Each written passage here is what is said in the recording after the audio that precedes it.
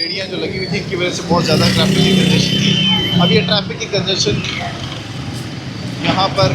ख़त्म की गई है और आने जाने वालों के लिए आसानी पैदा की गई है, पैदल चलने वालों के लिए आसानी पैदा की गई है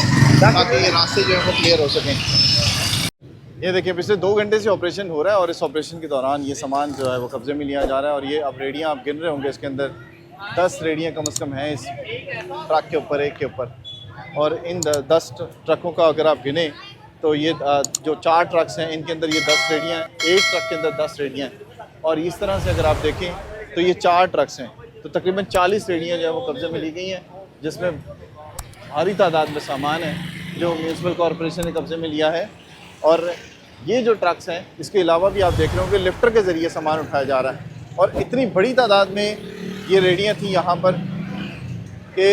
आप अंदाज़ा लगा लें कि ये जो 4 ट्रक्स हैं इन चारों ट्रक्स के ऊपर 10-10 रेडियाँ रखी जा चुकी हैं और अभी भी रखी जा रही हैं।